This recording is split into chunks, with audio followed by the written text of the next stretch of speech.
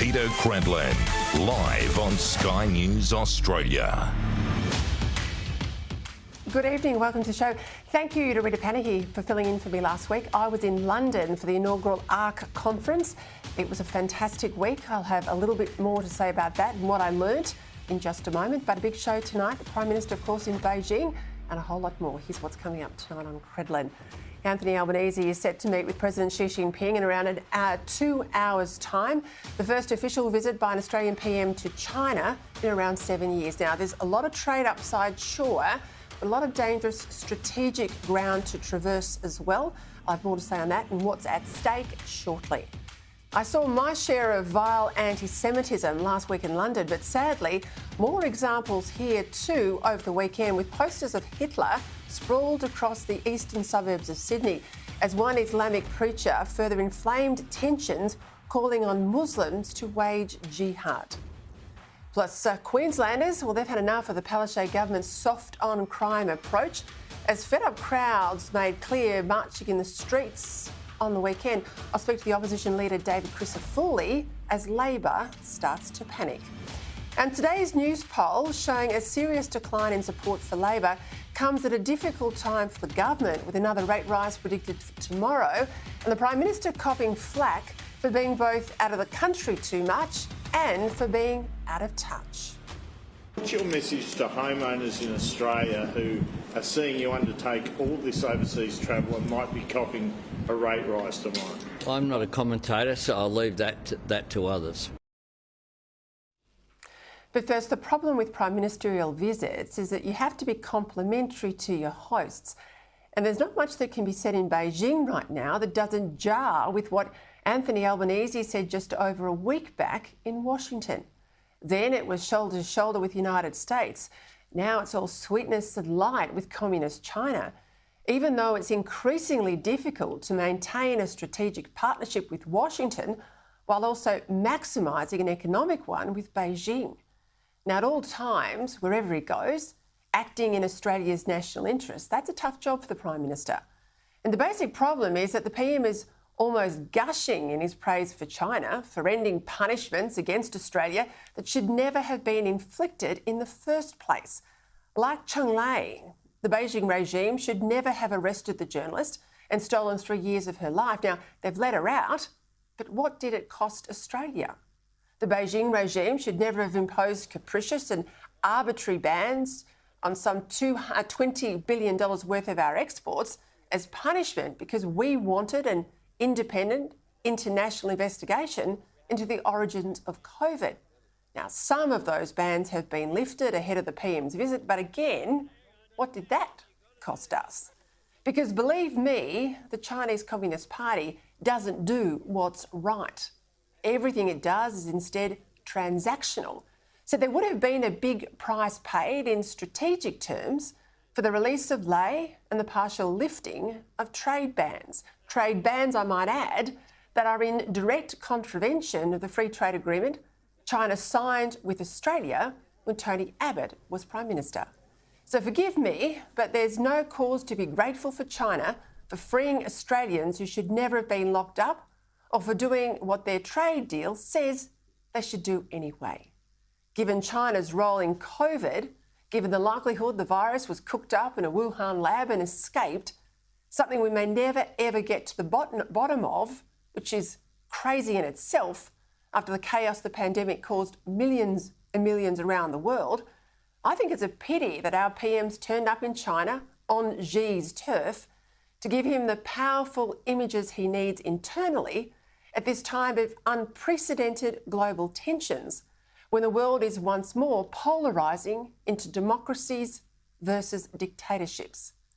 Now, I know this is about kneeling at the altar of Gough Whitlam on the 50th anniversary of the historic first visit by an Australian leader to communist China, but with things as they are, he should have met Xi on neutral soil at any number of the international events they both attend, rather than amidst flag-waving in Beijing.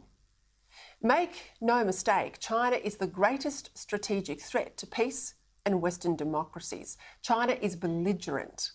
Under Xi, it remains dead set on taking democratic Taiwan by force if necessary, And sooner rather than later, because at 70 years of age, Xi knows that time is against him.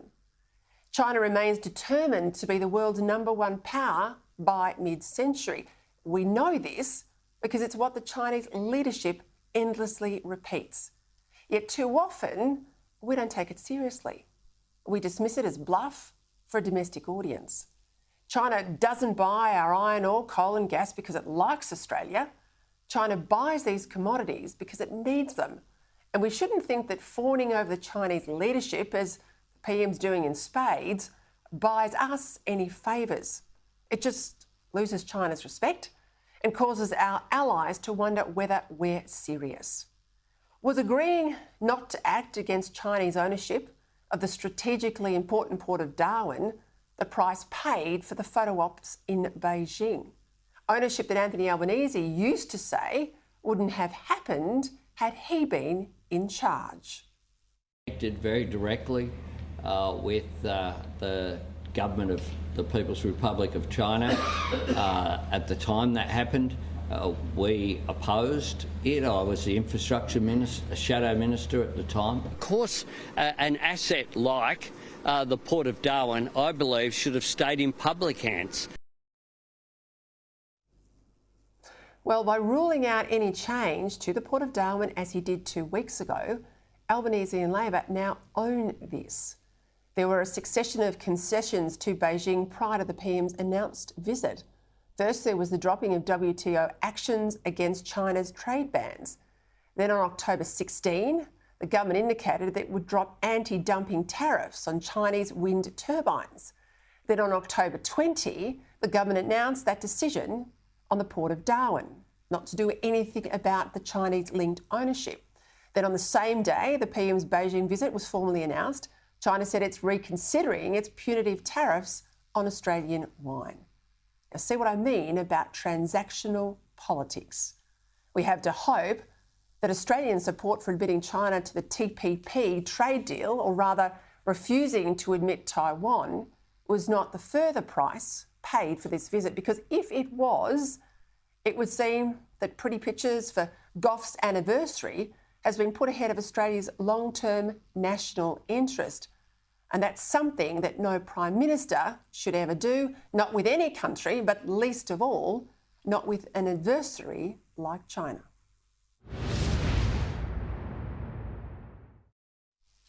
Look, last week, along with about 150 other Australians, including 3 former Prime Ministers, I was in London for the inaugural ARC conference, or the Alliance for Responsible Citizenship.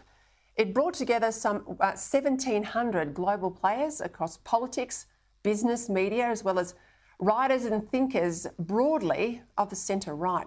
Now, the objective was to, quote, tell a better story about the culture of Western civilisation that's made our country and others the freest, fairest and most prosperous societies the world has ever seen. But you'd never know that from the constant messages of doom and gloom and cultural self-abasement that dominate the public discourse. On climate, race and gender, you'd think Australia and its allies were wantonly despoiling the planet, denying human rights and perpetuating colonialism 5 decades after it all but disappeared. The ARC conference, and they hope to make it an annual event, aimed to counter this by exploring the political, economic and cultural challenges we face and offering some optimistic ways forward. We talked about climate policy and energy policy, about supporting the family and women's rights, education and keeping the curriculum away from the radical left. We talked about how activists are taking over our corporations and how to put companies back then into the hands of shareholders. All that and a hell of a lot more. And all of it happened, of course, at a time in London when the hardcore radical left was out in full force, marching some 100,000 plus strong on the streets of London in support of Palestine and, for some, in support of Hamas. Now, I saw the protesters, I read their placards, I listened to their bile as I moved around the city and on the tube. Yes, some were rightly focused on the civilians in Gaza, caught up, of course, in this conflict, but others were simply anti-Semitic. anti-Zionist haters who might well have British passports but who did not belong in Britain. Listening to them, it was hard not to wonder about people who come to countries such as ours yet seem to hold us and our values in such contempt. Like the Islamist preacher in Sydney, known only as Brother Ishmael, who reportedly likened Israel's existence to Australia's and claimed that both countries were on stolen land to somehow justify Hamas's terrorism. You really wonder what it is with these Australians of convenience. There is no way for an elevation of this ummah but the jihad. If the Australian government like it or not, if the ASIO likes it or not, if they want to deport me from Australia or not, the jihad is the solution for the ummah. There is no other way. Jihad is part of our deen and one of the highest pillars of our deen. Hamas is mujahideen and freedom fighters and warriors. He's daring the government there to deport him, and deport him they should. In Britain, there are now threats to hold pro-Hamas demonstrations at the Cenotaph on Remembrance Day this week. Rightly, the British Prime Minister Rishi Sunak has warned against desecrating the Cenotaph on such a day. The right to protest is an important part of the freedoms that all of us enjoy and that migrants to countries such as ours cherish. But that should never extend to celebrating terrorism.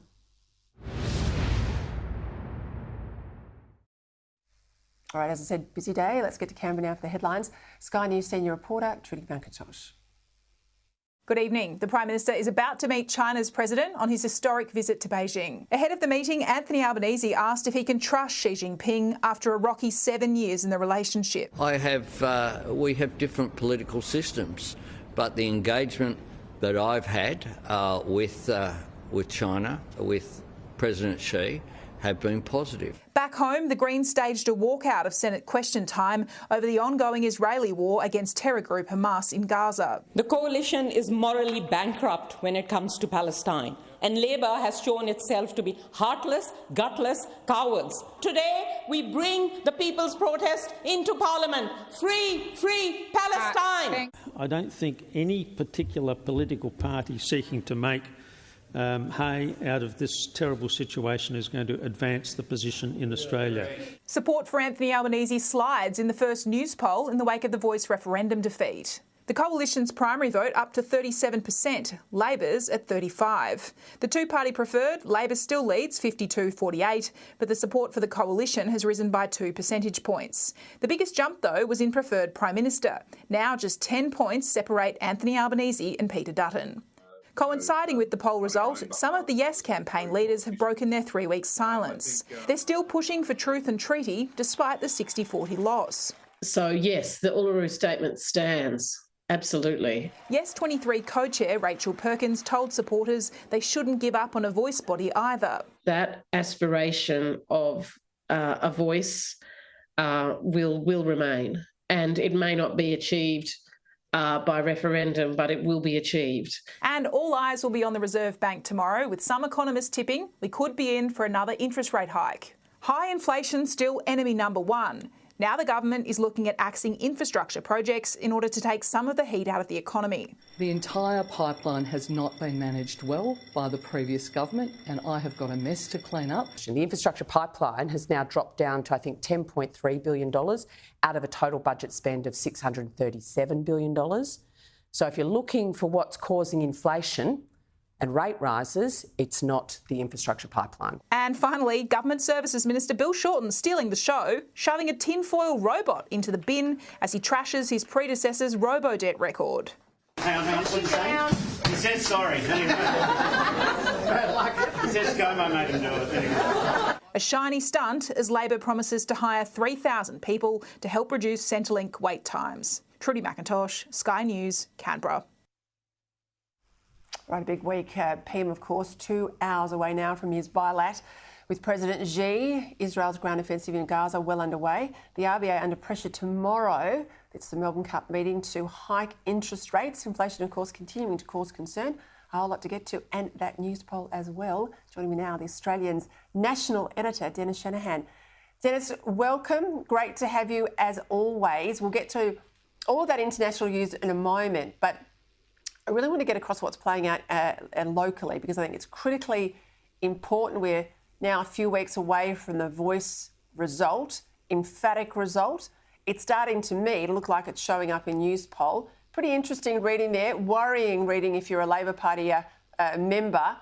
PM's approvals have fallen sharply. In terms of party vote, we've got the coalition now leading Labor on primary, 37 of course to Labor's 35.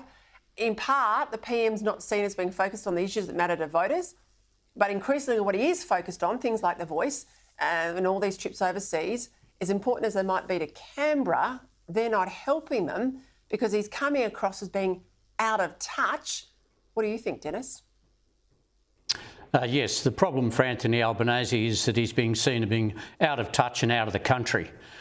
Clearly, the massive Voice defeat is now feeding through to the Labor Party's own support, and particularly to Anthony Albanese's personal support. What we're actually seeing now is a rise in competitiveness from Peter Dutton against Anthony Albanese. We've seen some of the biggest falls in voter support for a Prime Minister in a short period on record in the history of news poll. And so all of these things are a worry. We saw over the weekend and again this morning, Tanya Plibersek, that powerful performer for the Labor Party, making the point about the importance of leadership. She attacked Peter Dutton and fervently defended Anthony Albanese, saying he's doing a great job talking about his leadership on several different occasions. So I think these are particular problems for Anthony Albanese out of the Voice, but the broader problem for the government is that the Voice has in fact been its agenda for the first half of this election cycle. It is no longer there. It failed. And the only agenda the government has for the future is a negative agenda, unpopular and costly industrial relations reforms, a hugely unpopular energy transition plan led by Chris Bowen, and nothing more positive to come. We've only got 2 weeks of Parliament left this year and probably less than 20 parliamentary sitting weeks before the election is held. Now, this seems incredible, but the government is running out of time. It needs a new agenda, and it needs the Prime Minister in country and on that agenda next year. I think, you know, what's that saying? Events, dear boys. The problem is the events are overtaking any agenda that they might have. I mean, you can't make a positive agenda out of negative economic news. I read a report, you know, we're talking about tomorrow likely rate rise by the RBA, but I read a report today, if rates do rise, 2 million Australian households, 2 million, they'll be in a negative cash position. I mean, that's diabolical. And you've got the global banking leader, Jamie Dimon, he's the chair of New York's JP Morgan. He is saying, and I quote, "The world is facing its worst economic crisis, Dennis, since 1938. Now, it certainly feels like 1938 politically, but if that's where we are economically as well, the times are difficult for the government. And they're not starting from where they should be starting as a first-term government. No, they're certainly not. And we've seen the IMF warn against the danger of inflation in Australia, point to government spending, particularly on infrastructure, as being the basis of inflationary pressure.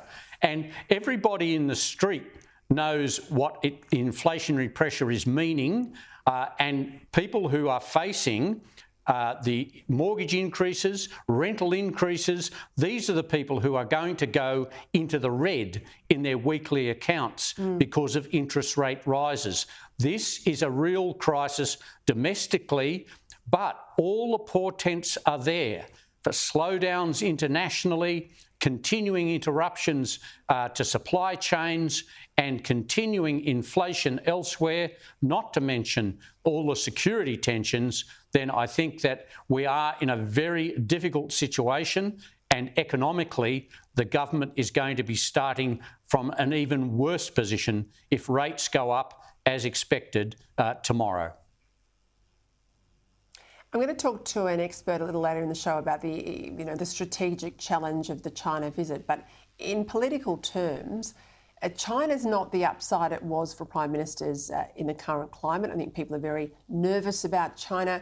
There's a lot of negative understanding now of the risk China poses, not just to the Pacific, but Chinese hackers, a concern about Chinese CCTV and all the other things that we've had in recent times out of Canberra. How's this going to play out for the Prime Minister, this meeting in Beijing on China's turf?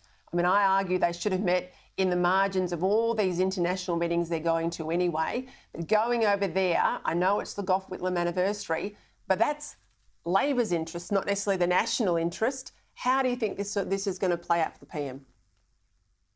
Well, I don't think it's playing out very well domestically for the Prime Minister. All this travel, I mean, it looks like he's in the driveway all the time, waiting to be picked up and taken somewhere else. It's Rudd-esque. There is a higher travel rate than Kevin Rudd. And let's remember, Kevin Rudd played up foreign affairs as one of his great strengths. This has not been one of the great strengths previously of Anthony Albanese, and yet he is spending all this time overseas.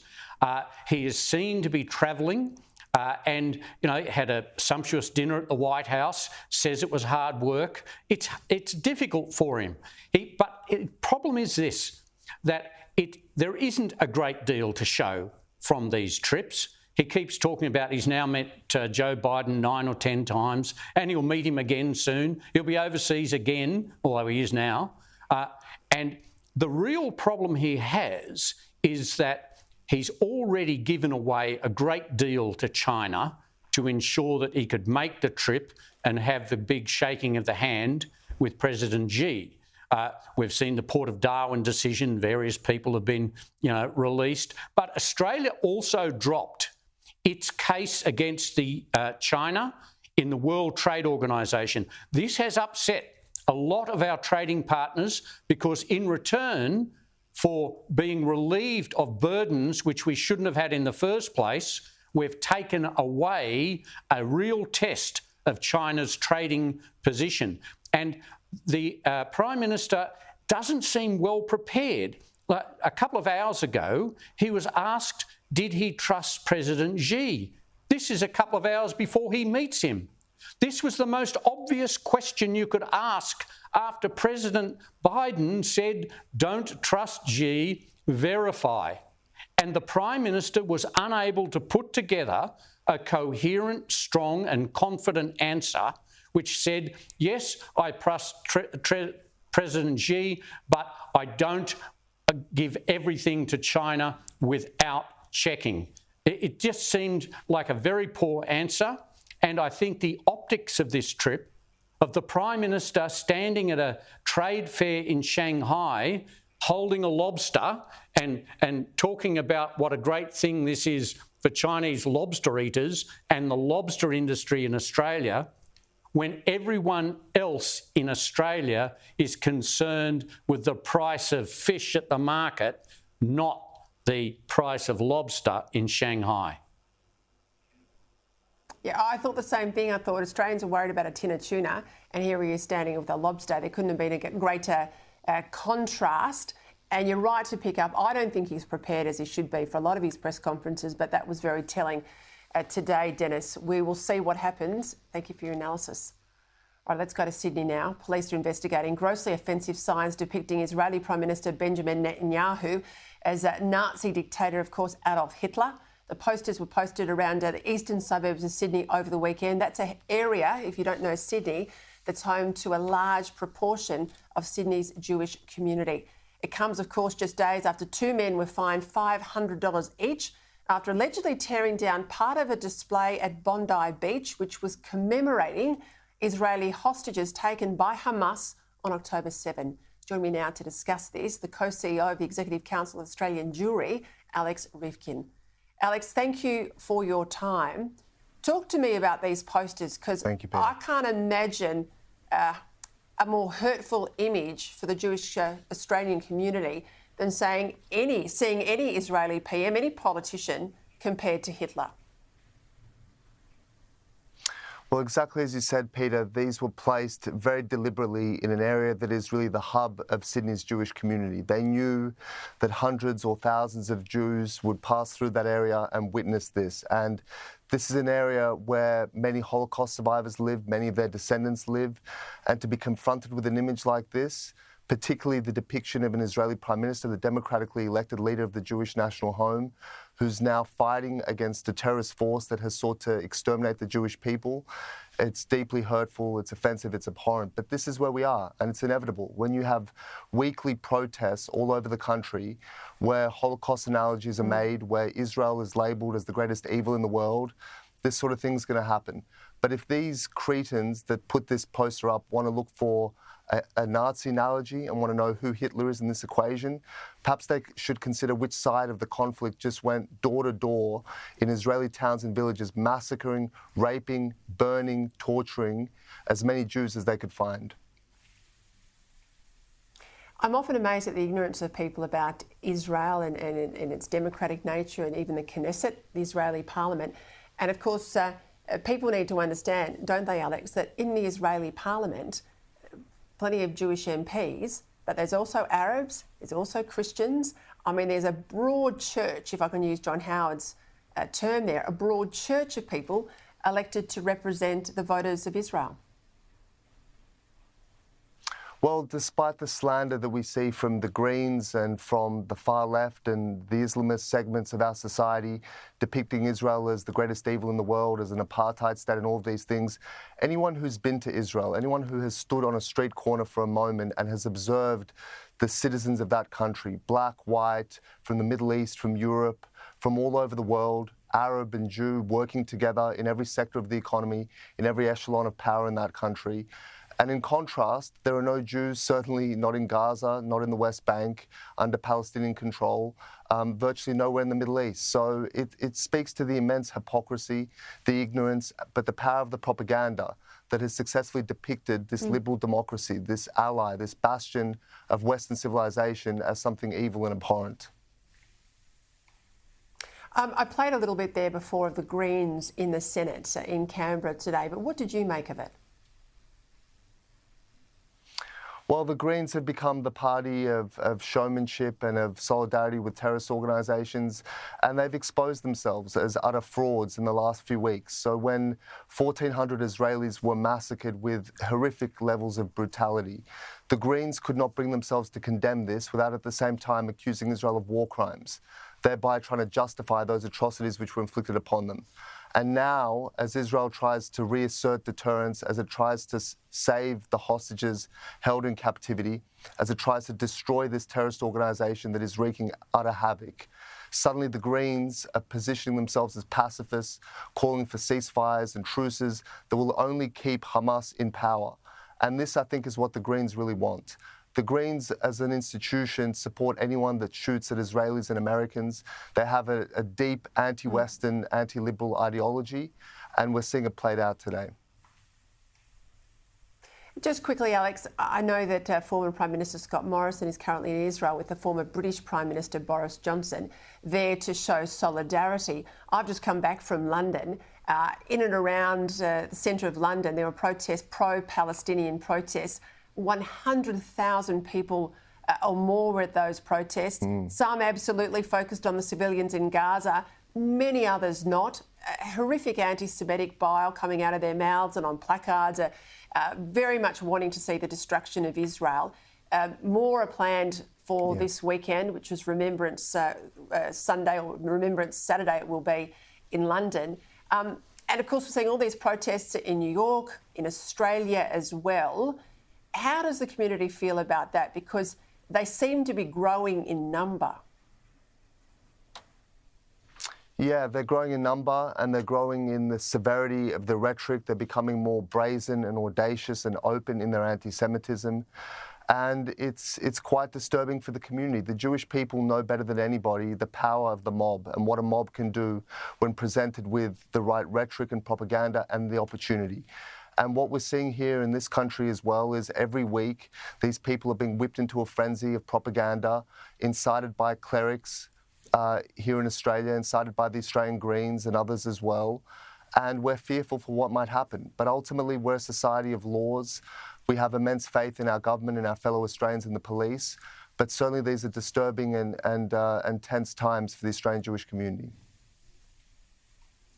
Alex Rubkin, thank you. Thank you for your time. All right, coming up, we'll talk to a security expert about what the PM's trip to Beijing really means after the Chinese Communist Party declared that he should not be, and I quote, kidnapped by the United States. Plus, police are investigating an Islamic preacher in southwest Sydney who's called on Muslims to wage jihad while calling Australia hypocritical for labelling Hamas's massacre of innocent Israelis as terrorism. Thank you to the wonderful Charlie, made me a cup of tea in the break. I've come back from London with a bit of a lurgy, but we're going through and going strong. After the next segment, I want to talk about those rallies in Queensland over the weekend, youth crime spiralling out of control. David Crisafulli will join me there for the latest. But first, let's get into the whole issue of this trip to Beijing. The PM, of course, trying to repair the trade relationship with the Chinese Communist Party. Years of tensions, we know, the economic sanctions, COVID, and a fair bit of chest beating. Plenty on, but I have to say, experts right now say the world is as dangerous as it was in the late 1930s. I don't think they're wrong, and I just wonder whether our leaders globally are up to dealing with it. Joining me now to discuss, Peter Jennings, the Director of Strategic Analysis Australia. Peter, welcome. Thank you. Thanks, Peter. I got to say, given all the stuff you and I have talked about over the last 4 or 5 years about the strategic challenge of China, how they are so determined to be the global superpower within a matter of decades, Xi's long-stated ambition in his time as leader, and he's 70, to take back Taiwan as he sees it. We're over there talking about lobsters and economic bonhomie. I mean, are we being lulled into a false sense of security? Yes, lobsters and how much the Prime Minister likes pandas, Peter. I thought that, seldom have I seen a trip which is so light on for substance and so heavy on the photo opportunities. And you're absolutely right. The days when we can be talking about a trade relationship with China and we sort of quarantine that in a way which says that this doesn't have to be touched by bigger geostrategic problems, those days are long past. Just in the last 72 hours, there was another incident in the South China Sea. I don't know if it was much reported here in Australia, where a Canadian warship, a helicopter operating off a Canadian warship, was buzzed by a Chinese fighter jet in a very dangerous way. And the thought occurs to me that, sooner or later, something there is going to happen which sees a bad military mishap. And all of that could make a prime ministerial visit to Beijing promoting trade look really trivial and sort of misdirected as a result. So I think it's very unfortunate that, Albanese has gone there really to commemorate the 50th anniversary of a Gough Whitlam visit, but without doing sufficient homework around the national security outlook, because that's what I think is worrying most Australians. And look, what worries me is to get to this point that he gets his pictures for what really is a big Labor anniversary. It's not necessarily an Australian anniversary 50 years on. He gets his pretty pictures, but what's been the transactional price we've paid? I mean, yes, we've got Chong Lei out of detention. She should never have been in, but they've got the Port of Darwin. Yes, we've got some easing of some trade tariffs, but they've also got us to pull out of WTO anti-dumping cases. China doesn't do anything that, as I said earlier, that's right. It does it because it's in China's national interest. And I reckon our Prime Minister has been played by one of the best there is at a time when the world needs strength. We've got all the issues we know in Ukraine. We've certainly got the great concerns about the Middle East. And it feels like we're really undercooked here. I agree. There's been way too much desperation to get back to China for this visit. I think in part so Albanese can say, well, we achieved this, the previous government couldn't do it. China has made a tiny number of concessions, and most of those things, Peter, have been about relenting slightly on bad behaviour, like, for example, releasing a person who was effectively being kept a hostage under false pretences in the Chinese legal system. And most importantly, none of the big strategic issues have changed. We have China occupying those islands in the South China Sea, China threatening Taiwan, China threatening India on the border there, China attacking Australia daily through cyber espionage for intellectual property theft. And all of these things are simply not discussed. They're swept under the carpet in the interests of selling lobsters. I don't mind if Australia wants to export things to China, but that shouldn't be the highest value when we are so, manifestly failing to strengthen our defence capability at a time of, I think the worst regional security outlook that we've seen really since the end of the Second World War. And I made the point too before, we've got a free trade agreement that's nearly 10 years old now. They were completely capricious in dishonouring that trade agreement on wine and many other things. They're just as likely tomorrow give us lobsters and 2 weeks later to take the lobsters away. I mean, trying to run foreign policy and defence strategy via trade with China is treacherous. But while I've got you, I want to flick over to some issues out of Sydney. I'm quite concerned when I arrived back home and saw the footage of that Islamic preacher in southwest Sydney calling on Muslims to wage jihad, calls Australia hypocritical for us, saying that Hamas should be and is designated as a terror organisation. There are other people out there in relation to Australian Palestinian organisations saying, in fact, we shouldn't even list Hamas as a terror organisation.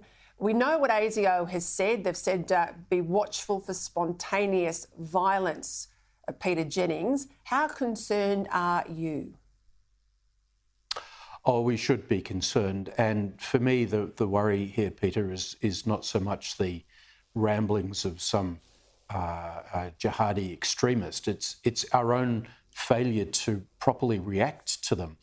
I think I spent the better part of my senior defence career on Australia's military operations that we were fighting against terrorists in Iraq and Afghanistan. Now we seem to be in a situation domestically where we're prepared to tolerate the most extreme hate language coming from people who really should not have any public platform whatsoever. Now, why this softness has crept into Australia's domestic security, I don't know, but there is a risk.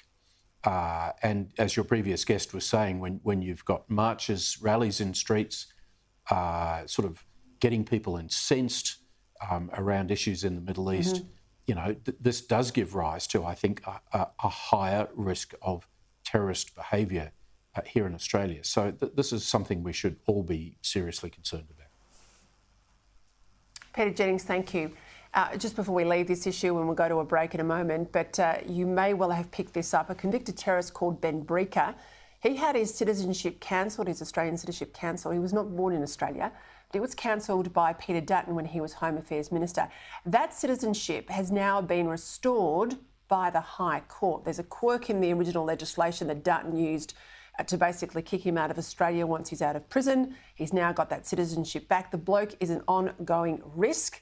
That's been noted in the courts. He's not abandoned his extremist views. Labor said that they would fix this loophole in the legislation. They haven't, so they'll be under pressure now to do that. All right, we'll get back to all of these issues after a quick break. David Crisafulli on that huge crime rally or anti-crime rally in Queensland over the weekend. And J.K. Rowling, she slammed South Australia's new gender laws. I'll tell you about that in a moment.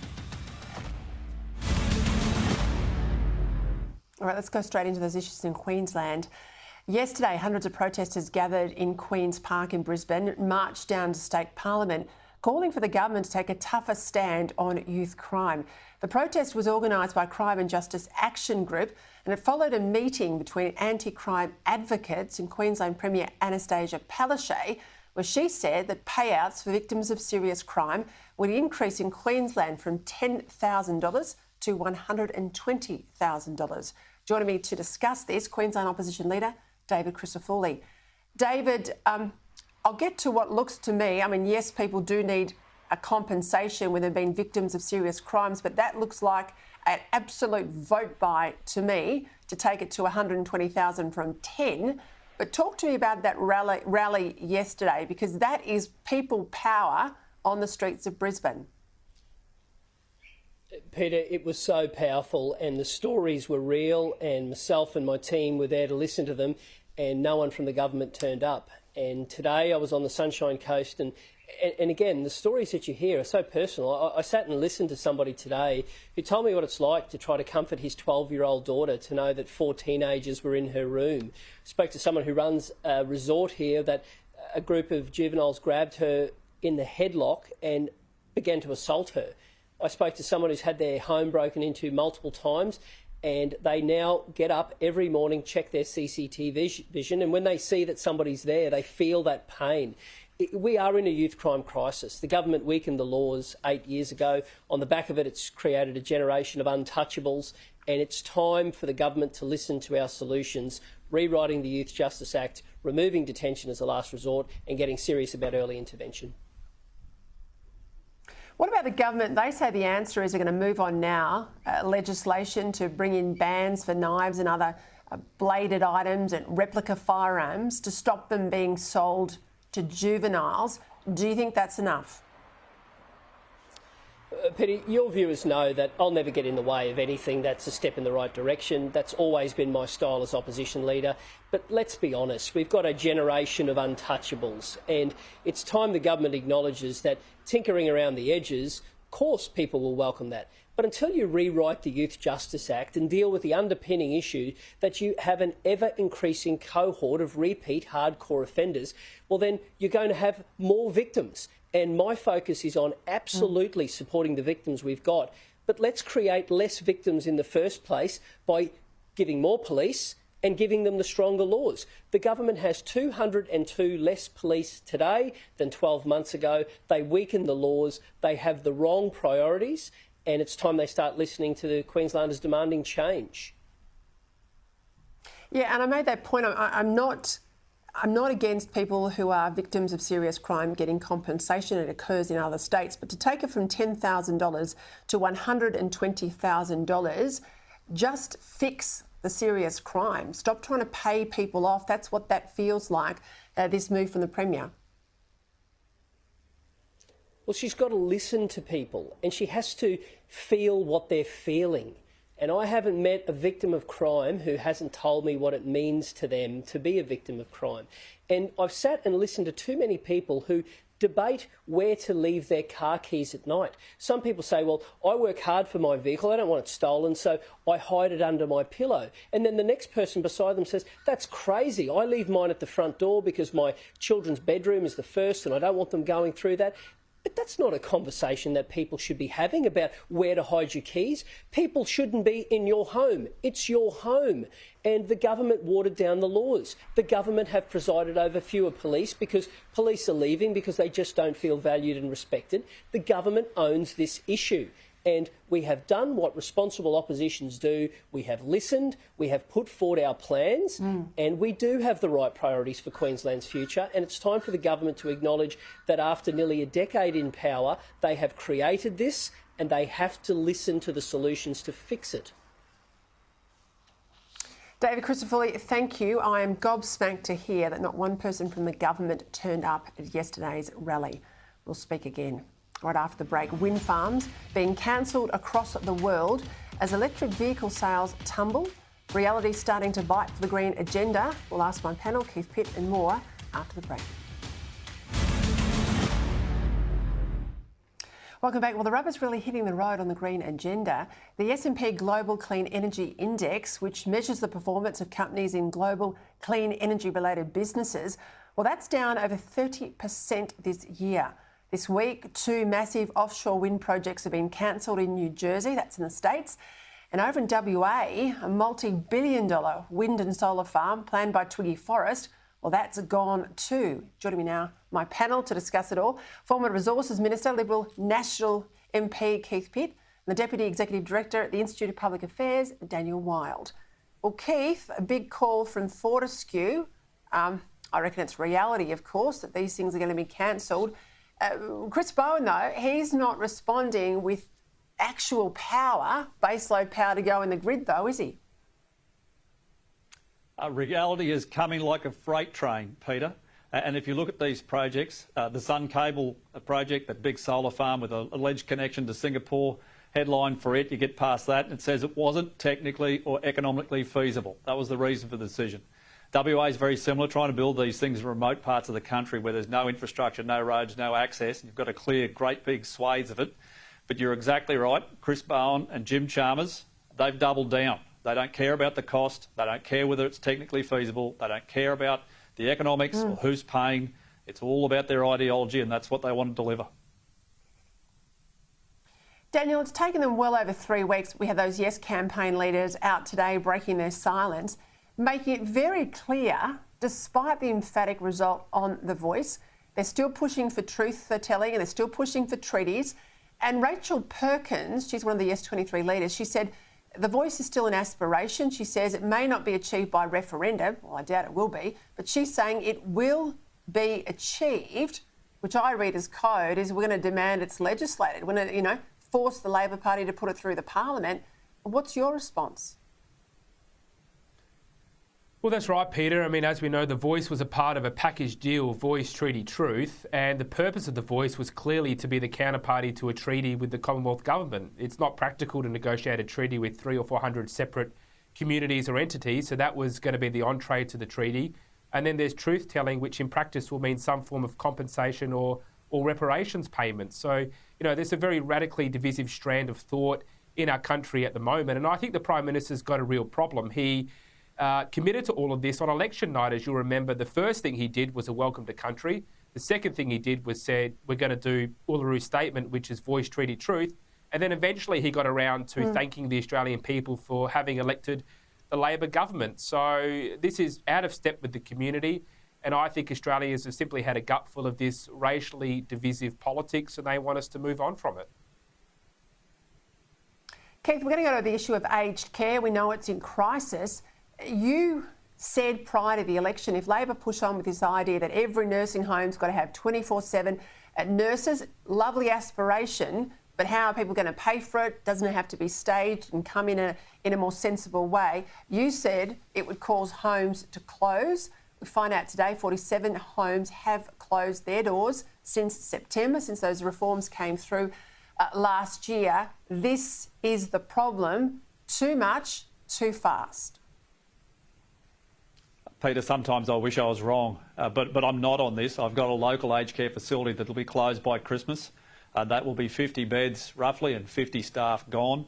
There's been over 800 beds lost in the last 4 months, according to reports. And we said this would happen. We said it would impact regional Australia even more than in the cities because you just can't get what they're demanding. Tens of thousands of nurses short. What would you rather have? No beds or beds that are at least monitored, managed and looked after as they have been for some years? But this is Labor ideology 101. They don't care about the ability for people to deliver. They don't care about what it costs and they don't care about the impact, particularly on regional communities. And these are our people, Peter. I mean, they don't want to shift to a capital city just to get an aged care facility. No. They had perfectly good ones in regional Australia and they are closing by many numbers. Lots of them are closing. Hey, Daniel, I always say the devil's in the detail, particularly in Victorian government terms. Those sobering up centres, once they got rid of public drunkenness as a crime in Victoria, they've got these centres, 10 of them coming to put people in when they're drunk. We find out today that 9 of the 10 will be for Aboriginal Victorians only. Well, Victorians just voted against this, with The Voice very strongly against this racially divisive policy, as we were just discussing. I think it's deeply concerning and also offensive to many Victorians and Australians that you would have race ahead of need in terms of access to potentially critical social services and medical support. If you have a non-Indigenous Australian next to an Indigenous Australian, well, they should both have the same right to access that service. It's not at all clear why the government is going down this road to prioritise Indigenous people over everybody else. And like I say, it cuts across absolutely everything that our society should be about, which is about equality before the law and equal access to services. And I think the community is going to be deeply concerned when they learn more about this massive policy failure, yet again, coming out of this government. Spot on. Daniel Wild there from the IPA. Keith Pitt, great to see you as always. See you both next week. All right, that's it for me. Great to be back with you and have your company. Andrew Bolt up next.